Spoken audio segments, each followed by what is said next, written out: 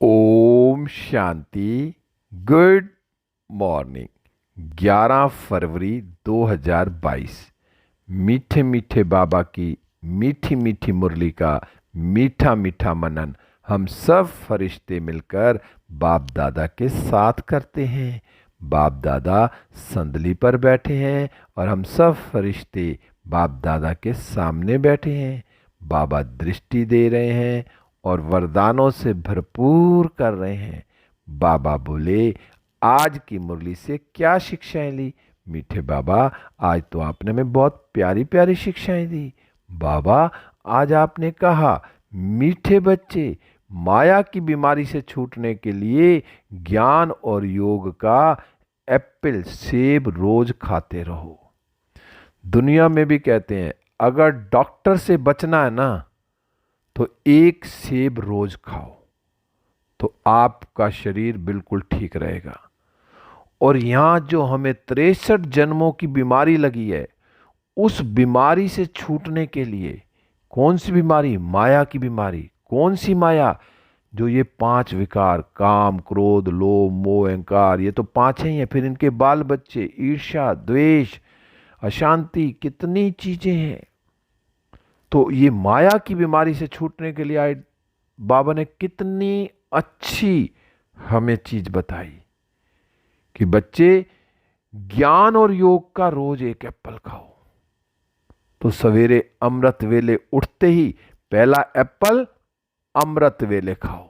अमृत वेले मतलब योग का एप्पल खाओ। फिर ज्ञान का एप्पल मुरली क्लास। ये दूसरा एप्पल ज्ञान का मुरली क्लास। ये 2 एप्पल अगर हमने रोज खाए तो इससे हम माया की बीमारी से छूट जाएंगे। फिर जो वो एप्पल खाए हैं ना, उन एप्पल को हजम करने के लिए जुगाली भी करनी है। जुगाली क्या करनी है? कि जो हमने अमृत वेले बाबा से वरदान लिए, उनका अनुभव करना सारा दिन कि बाबा की शक्तिशाली किरणें मुझ पर लगातार आ रही हैं। मैं सारा दिन बाबा की छत्र छाया के नीचे हूं। बाबा ने अपना वरदानी हाथ मेरे सिर के ऊपर रखा हुआ है। तो बाबा का हाथ मेरे सिर पर है और बाबा के हाथों से किरणें निकलकर मुझ पर आ रही हैं और मुझसे सारे शरीर में और चारों ओर फैल रही हैं। ये अमृत वेले का एप्पल खाना है सारा दिन। फिर इसकी जुगाली करनी है। फिर दूसरा एप्पल ज्ञान का मुरली सुननी है। फिर उस मुरली का सारा दिन मनन करना है, उसकी जुगाली करनी है। जो ये 2 एप्पल खा लिए और सारा दिन इनकी जुगाली कर दी, फिर तो बल्ले बल्ले। फिर तो कभी आत्मा बीमार ही नहीं होगी। आत्मा बीमार कब होती है? जब हम ये 2 एप्पल नहीं खाते हैं, भूल जाते हैं एप्पल खाना। तो इस एप्पल की रोज आदत डालनी है कि रोज मुझे ये 2 एप्पल जरूर खाने हैं। कौन से? ज्ञान और योग के। तो मैं आत्मा चेक करूं कि मैं आत्मा ये दोनों एप्पल रोज खाती हूं। तो मुझे इस दोनों एप्पल को रोज खाना है। सवेरे अमृत वेले उठकर बाबा से बहुत प्यार से रो रेहान करना है और फिर मुरली क्लास करनी है।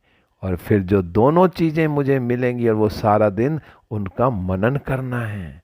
फिर बाबा ने आज प्रश्न में कितना अच्छा कहा कि बच्चे, कर्मातीत अवस्था में जाने का पुरुषार्थ क्या है? कर्मातीत अवस्था में जाने का पुरुषार्थ कितना सिंपल बाबा ने बता दिया। बस करना क्या है? जो हमने अमृत वेले किया ना, वही करना है। कि बाबा ने कहा, ऐसा अभ्यास करो जो बुद्धि में सिवाय बाप के और कोई की याद ना रहे। अब जब अमृत वेले हम बाबा से रू रिहान करेंगे और अमृत वेले बाबा से हमें जो प्यार मिलेगा, और जब जिससे प्यार मिलता है तो उसमें खो जाएंगे ना, तो फिर सारा दिन हमें बाबा ही याद रहेगा। फिर जब बाबा याद रहेगा तो फिर हमारी कर्मातीत अवस्था होती जाएगी और कोई याद ही नहीं आएगा। सारा दिन बाबा की याद कब रहेगी? जब मैं रात को सोते समय बाबा की याद में सोऊंगा, बाबा के साथ सोऊंगा। तो सवेरे उठते ही पहला संकल्प क्या होगा? बाबा। फिर बाबा से फिर रू रिहान करेंगे। तो बाबा से जब प्यार होगा सोते टाइम उठते टाइम, तो फिर सारा दिन भी बाबा की याद रहेगी। तो बाबा तो कहते हैं मुरलियों में कि अंत मति सो गति। अगर अंत में हम जिसको याद करेंगे तो फिर वहीं जाके हमें जन्म लेना पड़ेगा। तो क्यों ना हम सारा दिन सारी रात किसको याद करें, बाबा को याद करें। तो बाबा हमें अपने साथ ले जाएंगे परम धाम, और फिर वहां से पर कहाँ लाएंगे, सतयुग में लाएंगे। बाबा ने कहा जब ऐसी अवस्था हो ना, जो बुद्धि में कोई भी याद ना रहे, तब सदा हर्षित भी रहेंगे।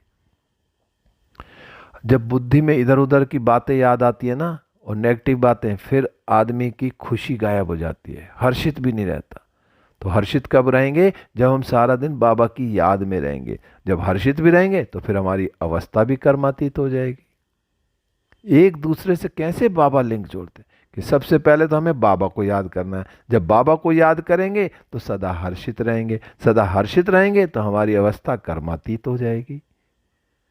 तो अगर मुझे कर्मातीत अवस्था को पाना है तो मुझे सारा दिन बाबा को याद करना है, सब हर्षित रहना है, तो मैं कर्मातीत अवस्था को पा लूंगा। बाबा ने कहा तुम्हारा पुरुषार्थ ही क्या है, तुम्हारा पुरुषार्थ है सिर्फ आत्म अभिमानी बनने का।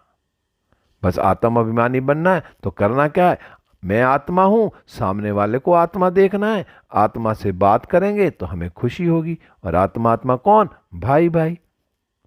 बाबा ने कहा तो फिर क्या होगा, स्थिति अचल हो जाएगी।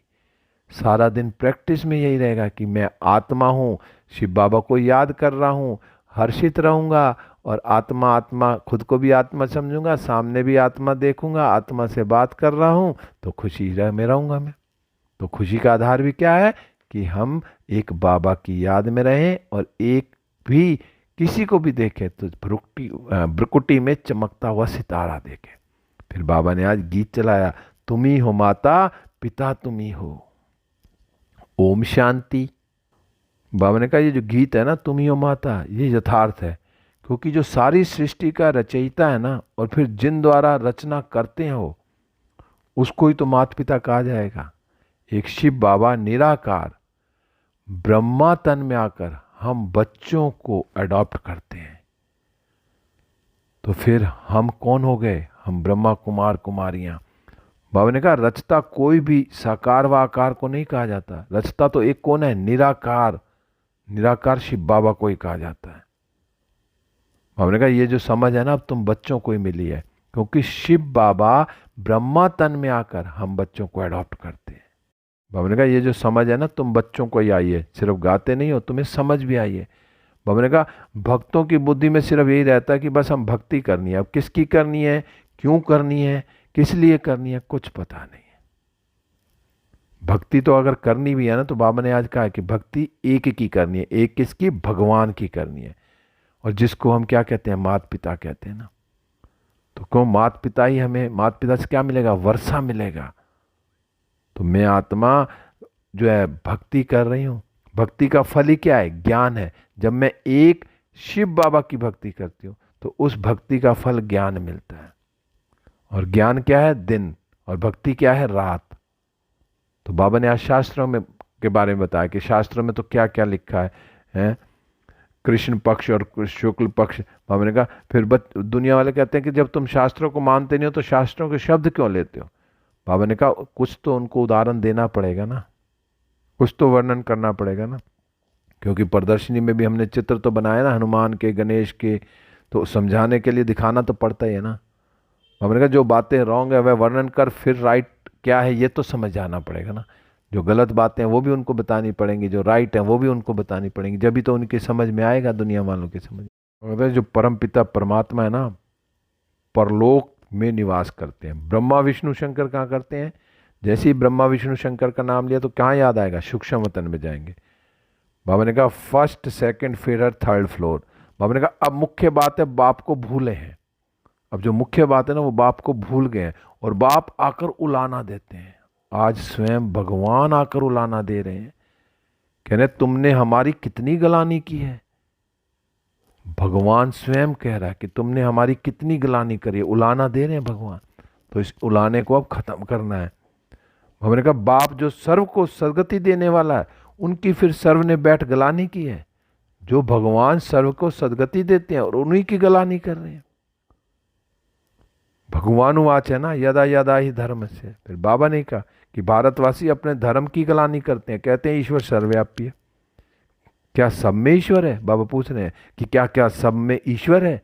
तो कह देते हैं कच्छ अवतार मत्स्य अवतार। बाबा कहते हैं बाप तो भारतवासी बच्चों को ही कहते हैं, क्योंकि बच्चे ही ग्लानि करते हैं, क्योंकि भारतवासियों ने ग्लानि करी तो भारतवासियों को ही अब बाबा समझा रहे हैं। ये जो मुरब्बी बच्चा है ना, कौन? ब्रह्मा बाबा मुरब्बी बच्चा है। बाबा ने कहा मुरब्बी बच्चा ने भी मेरी बहुत ग्लानि करी है। बाबा ने कहा फिर ये ग्लानि भी क्या थी? ड्रामा में नोंद थी। बाबा ने कहा तब तो तुम पाप आत्मा बन गए हो। अब बाबा ने ही सबको पावन बनाना है, क्योंकि बाबा ही पावन बनाते हैं, क्योंकि सब पतित बन गए ना। अब पतित को पावन बनाने के वाला कौन है? एक शिव बाबा ही है। फिर पावन बनाकर कहाँ ले जाएंगे? हमें विश्व का मालिक बनाएंगे। तो मैं आत्मा शिव बाबा की बहुत ग्लानि कर चुके। अब बाबा आए हैं स्वयं मुझे समझाने कि बच्चे मैं सर्वव्यापी नहीं हूं। अब हमें समझ आ गई है, तो हमें बाबा पति से पावन बना रहे हैं, फिर हमें विश्व का मालिक बनाएंगे। बाबा ने कहा बनाने वाले जो बाप को कितनी गालियां देते हैं, तो अब तो समझ आ गई है ना। तो अब मैं आत्मा क्या राइट है क्या रॉन्ग है सब जान गई हूं। फिर कई बच्चे ना बाबा को कहते हैं बाबा हम क्या करें? लिखते हैं कि माया के ना तूफान हमको ठहरने नहीं देते, हमको यह विकार तंग करते हैं। तो बाबा क्या कहते हैं? तुमको इन पर विजय पानी है, नहीं तो पद भ्रष्ट हो जाएगा। बाबा ने कहा अगर शिक्षक ही अगर ऐसा कुछ काम करेंगे तो जरूर औरों को संशय पड़ेगा कि खुद की चलन तो ऐसी है तो दूसरों को ऐसे समझ। तो बाबा कहते हैं तुम कौन हो? तुम भी एक एक बच्चा टीचर है। अगर तुम ऐसे काम करोगे तो तुम फिर औरों को क्या समझाओगे? फिर बाबा ने कहा विकार भी ना कोई सहमी होता है। तो सहमी में भी क्या होता है? बाबा ने कहा सतो रजो तमो हर बात में होता है, और सतयुग को तो सतो ऊंच कहा जाता है और कलयुग को तमो नीच कहा जाता है। बाबा कहते हैं जो दुनिया है ना भ्रष्टाचारी हो गई है। अब इसको भ्रष्टाचारी दुनिया को दोबारा से कैसे श्रेष्ठाचारी बनाना है? तो बाबा ने कहा बाप समझाते हैं इस रावण राज्य में एक भी श्रेष्ठाचारी नहीं है। बाबा कहते हैं समझो कोई से पूछा जाता है ना ऊंचे से ऊंचा कौन है, तो कहेंगे भगवान है, पर उनका एक्यूपेशन जानते हो? बाबा पूछ रहे हैं नहीं। या तो कहेंगे सन्यासी ही ऊंचे हैं क्योंकि पवित्र रहते हैं। अब सन्यासी तो पवित्र हैं, सन्यासियों ने भी बहुत थामा हुआ है, क्योंकि कम से कम वो पवित्र तो रहते हैं। फिर आज बाबा ने कहा जो मनुष्य ना शांति के लिए उपाय ढूंढते हैं कि आपस में मिलकर एक हो जाएं, परंतु बाबा ने कई बार कहा है कि ऐसा नहीं हो सकता, विनाश तो होना ही होना है। यादव और कौरव भी जो है क्या आपस में लड़ेंगे ही लड़ेंगे। बाबा ने कहा गीता का भगवान भी आया था, अब पतित दुनिया इसमें श्रेष्ठाचारी कोई हो ना सके। सबसे श्रेष्ठ कौन थे? लक्ष्मी नारायण, वही सतयुग में राज्य करते थे। तो बाबा ने कहा अब तो क्या है, भ्रष्टाचार की वृद्धि होती गई है ना, तो जरूर विनाश होना ही है। विनाश के बाद फिर क्या होगा? सुख शांति को पा सकेंगे। विनाश के बाद फिर क्या होगा? फिर सुख और शांति को पा सकेंगे। बाबा ने कहा सबको समझाना है। जो हम जो है ना आदि सनातन देवी देवता धर्म के थे ना, पहले वही धर्म था, अब नहीं है। बाबा ने 2 दिन पहले भी मुरली मैंने कहा ना कि 3 तो भाई हैं, चौथा भाई नहीं है, और जब चौथा भाई होगा आदि सनातन देवी देवता धर्म वाले होंगे तो फिर बाकी के 3 धर्म नहीं होंगे, 3 भाई नहीं होंगे। तो आज भी बाबा ने क्या कहा, पहले वही धर्म था अब नहीं है, फिर से उसकी स्थापना हो रही है। तो बाबा ने कहा इस समय हम ना ब्राह्मण हैं ना कि देवता। अभी ब्राह्मण बने हैं, अब देवता बनना है। बाबा ने कहा जब कोई भाषण करने के लिए स्टेज पर आते हैं ना कुछ ख्याल करके विचार करके आते हैं। तो जब भी कोई भाषण करने जाए उससे पहले क्या टॉपिक पे बात करनी है, कुछ जो भी बोलना है उसके बारे में पहले अपनी बुद्धि में उसको रखना है। बाबा ने कहा वह तो बोलेंगे, हमारे बच्चे तो समझते हैं क्या बोलना है, वो तो कुछ भी बोले, लेकिन हमारे बच्चे कौन? बाबा के बच्चे ब्रह्मा कुमार कुमारियाँ तो समझते हैं ना हमें क्या बोलना है। शांत बाबा ने कहा जो शांति स्थापन करने वाला तो एक ही है, सर्व का सदगति दाता।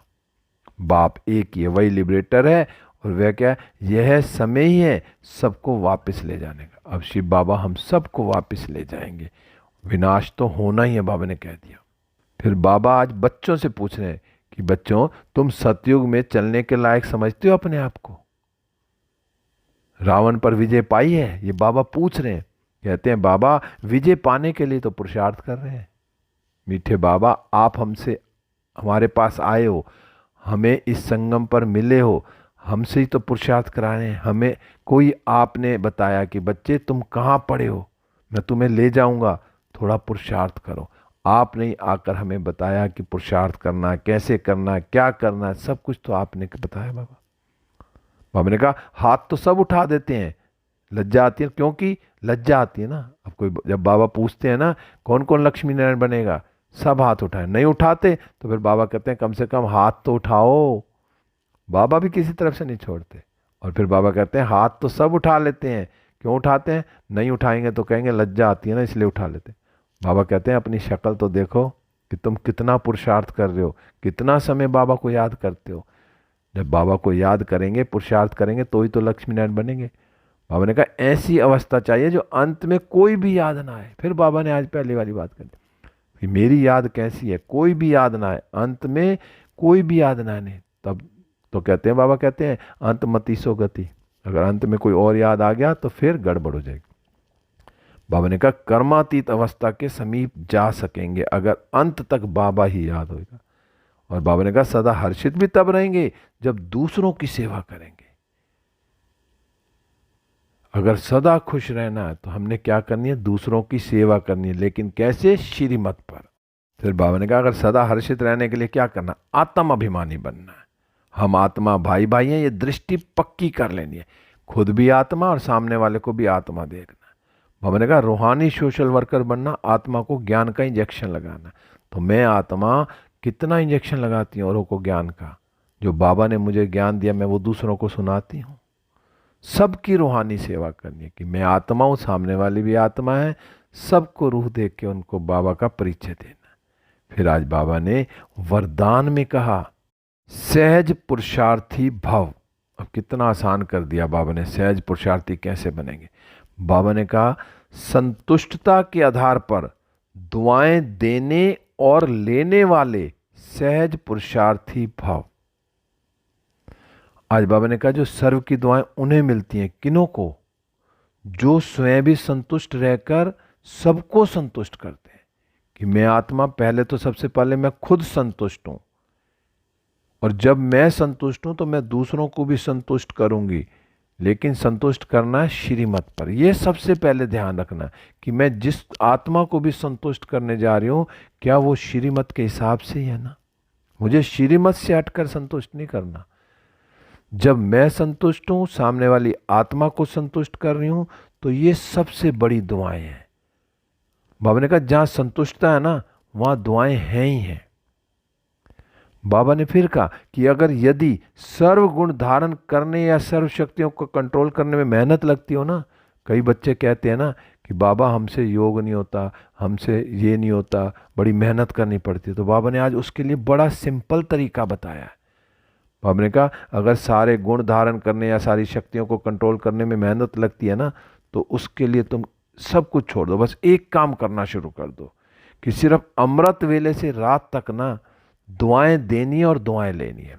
ये काम तो आसान कर दिया ना बाबा ने, कि सबको दुआएं देनी है और सबसे दुआएं लेनी है। ये कार्य शुरू कर दो बस, कि मैं आज से सबको दुआएं दूंगी और सबसे दुआएं लूंगी। बाबा ने कहा दुआएं लेने का एक ही कार्य करो। तो बाबा ने कहा तो इससे सब कुछ आ जाएगा। अगर हम दुआएं दे रहे हैं, दुआएं ले रहे हैं, तो इससे हमारे पास सब कुछ आ जाएगा। कोई दुख भी दे तो भी हमें क्या करना है कि आप दुआएं दो तो सहज पुरुषार्थी बन जाएंगे। कितना आसान तरीका आज बता दिया बाबा ने कि सहज पुरुषार्थी बनने का। सिर्फ मुझे दुआएं देनी है, दुआएं लेनी है, दुआएं देने से और दुआएं लेने से हम सहज पुरुषार्थी बन जाएंगे। फिर बाबा ने आज स्लोगन में कहा जो समर्पित स्थिति में रहते हैं ना, उनके आगे सर्व का सहयोग स्वतः ही समर्पित हो जाता है।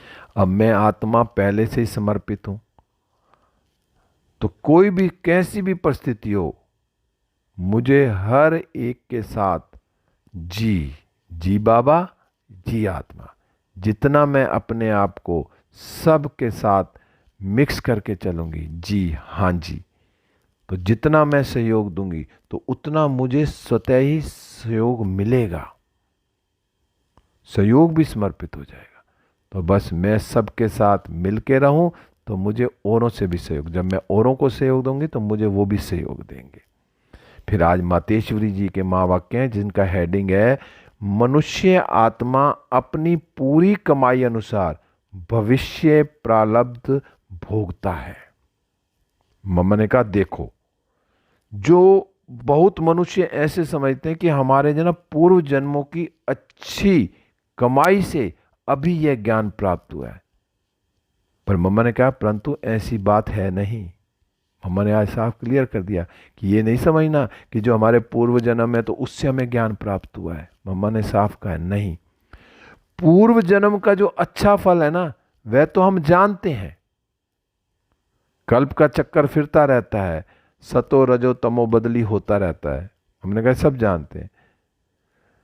परंतु ड्रामा अनुसार जो पुरुषार्थ से प्रारब्ध बनने की मार्जिन रखी है ना, तब तो वहां सतयुग में कोई राजा रानी, कोई दासी, कोई प्रजा को पद तो प्राप्त करते हैं। तो यही बाबा ने कहा, तो यही जो है ना पुरुषार्थ की सिद्धि है, जो हम पुरुषार्थ करते हैं उस पुरुषार्थ से जो हमें सिद्धि सतयुग में क्या मिलती है, कोई राजा बनता, कोई दासी बनती है, कोई प्रजा बनती है। लेकिन वहां पर एक चीज और खासियत है स्वर्ग में, सतयुग में, कि वहां द्वैत ईर्ष्या नहीं होती, वहां प्रजा भी सुखी होती है। जो राजा रानी होते हैं ना वो प्रजा की संभाल ऐसे करती है जैसे अपने बच्चों की संभाल करते हैं। वहां कोई गरीब है, साहूकार है, सब संतुष्ट है। वहां कोई असंतुष्टता नहीं है।